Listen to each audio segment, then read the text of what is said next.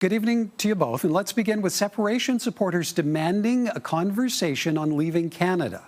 This is now a completely abusive relationship, and our only alternative, mediation, has failed.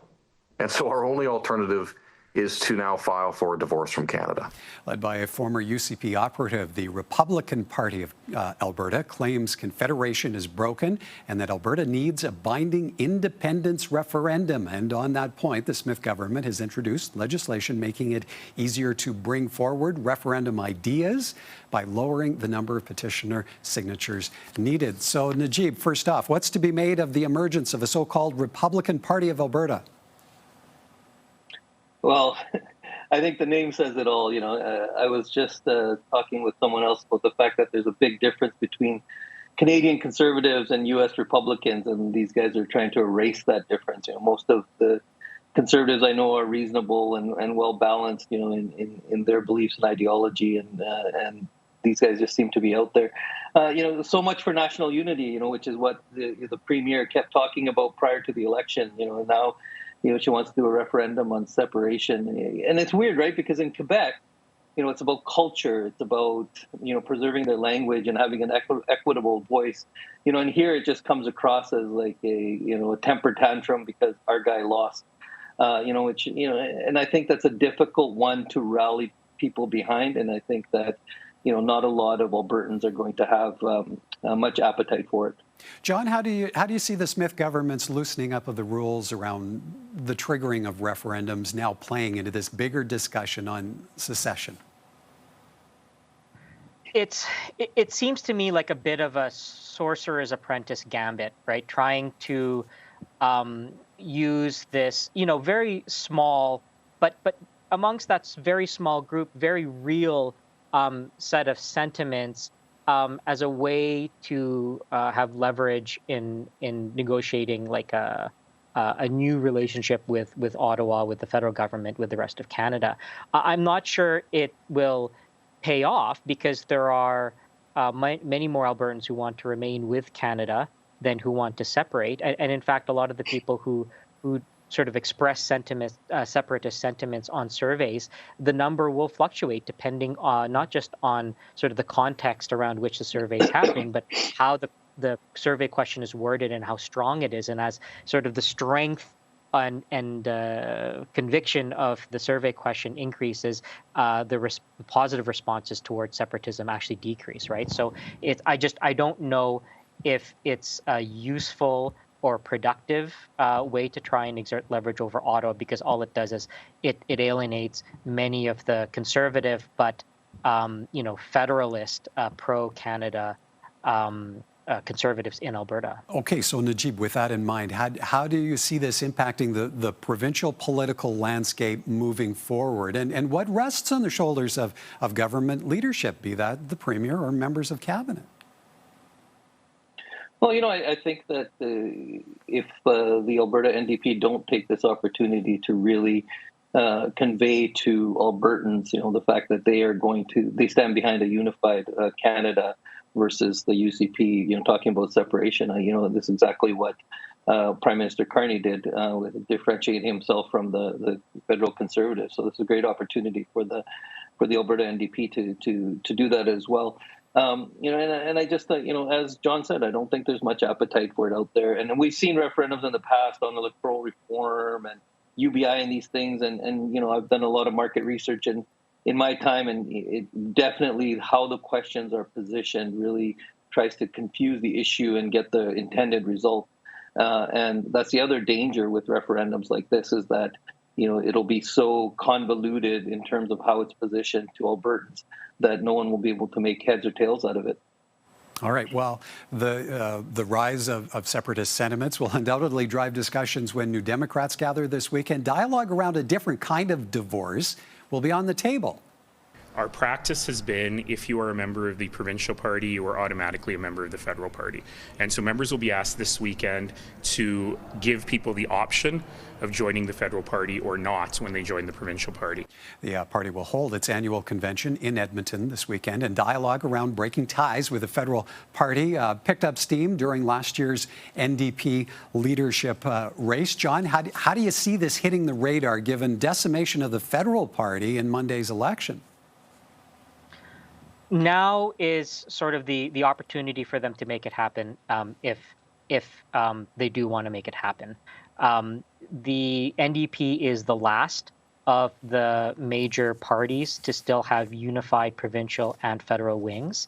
And so for them to sort of finally break off that formal tie, they would sort of be joining the ranks of the established Canadian parties. And look, like, formal separation is one thing. Like, the Ontario Liberals and the federal Liberal Party in Ontario are two separate entities, but there's quite a bit of overlap, right? And so the nature of a federal party's relationship with its provincial counterpart will vary over, geography, over time, over leadership and context. And that's not to say that there will continue to be close informal ties with many of the same, activists being involved in both. But it's probably time for them to cut that cord, lest the federal party sort of drag the provincial party down with it. Okay, so Najib, how worried do you think the Alberta and the NDP should be about degree of support in their political movement, with the federal party not only being reduced to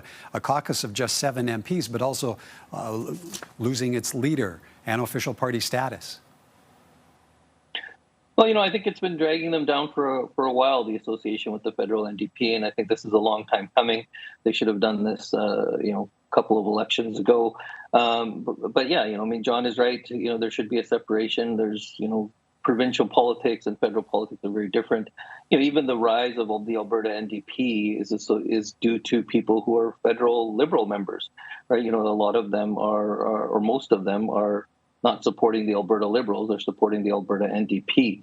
So it's important to not alienate those folks and other people that want to support the NDP provincially. And it's going to be a while before the tarnish of what's happened in the federal election to the Canadian NDP wears off, and they have time before 2027 to take advantage of that, and they should do that. And it's going to be a struggle, right? It's going to be a struggle for Nenshi to establish himself, which Jagmeet Singh failed to do as someone who represents the working class, and he isn't doing that yet. He hasn't resonated yet with Albertans that he truly cares about what the working class and everyday Albertans care about.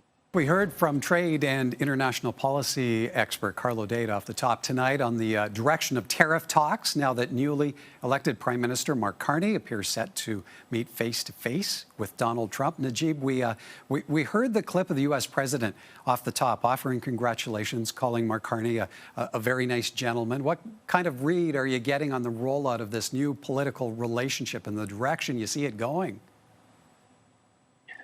Well, I think that Prime Minister Carney did a great job, right off the bat of establishing himself and Canada as not, capitulating to the U.S. and their threats and tariffs, et cetera. And I think he did exactly the right things, which, he's been rewarded for in this election. And he should continue to do that. He should continue staring down President Trump and challenging him and not capitulating to anything that administration wants.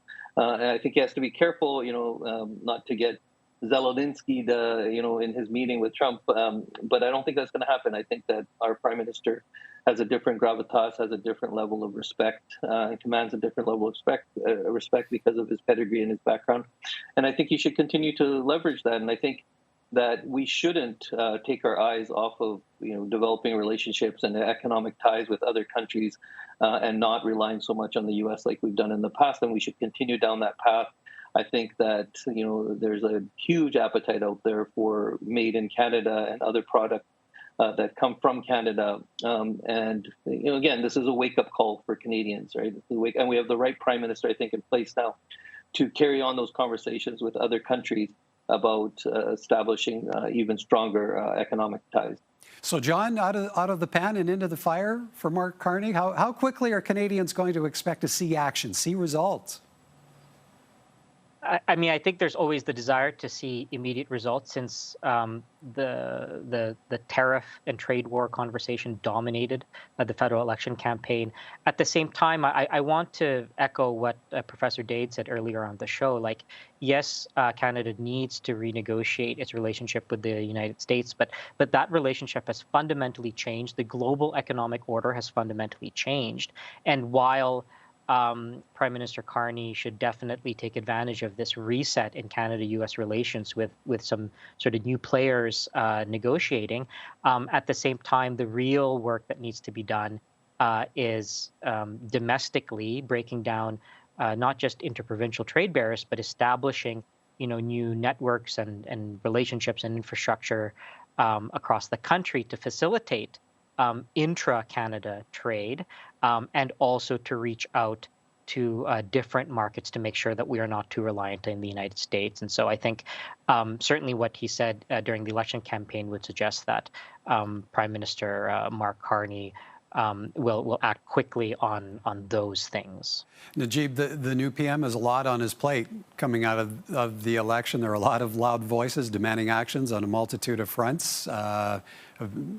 Of course, Alberta may be topping the pile. But how do you see Mark Carney dealing with this list of priorities? Well, I mean, he's an economist. He's going to focus on the economy, I would think, and focus on getting Canada on the right track in terms of trade and cost of living and inflation and all these kinds of things. He said that all during his campaign and previous to it, that's going to be his focus. He continues to say that now, and putting this meeting with the U.S. high on his priority list, I think also speaks to that. And I think that's what he's going to focus on.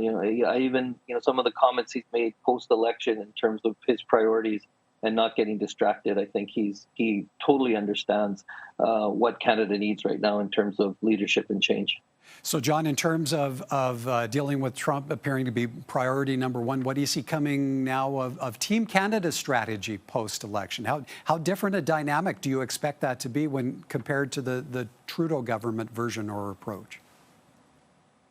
I think it will largely be the same, at least in terms of how the federal government and most Canadian provinces will approach it. The big sticking points, the big sticklers, I guess, would be Alberta Premier Danielle Smith and Saskatchewan Premier Scott Moe, who have, already started saber rattling like the day after the election, and I think sort of dealing with sort of federal Alberta, federal Saskatchewan relations will be one of the difficulties that Prime Minister Carney will have. Because, I mean, especially in Alberta, I think there's a lot of incentive for the provincial government to continue to rattle the saber, not just, in terms of getting the kind of policy concessions that it wants and that many Albertans want from the federal government, but also, perhaps cynically to use that as a bit of a distraction from some of the heat that the provincial government's feeling on the AHS allegations, for example. So I think it will be mostly the same, except it'll be a little bit more difficult to deal with Alberta and Saskatchewan. All right, gentlemen, we're out of time. We'll have to leave it there. Good to hear from you both. Thank you kindly. Good to be here. Thanks, Michael.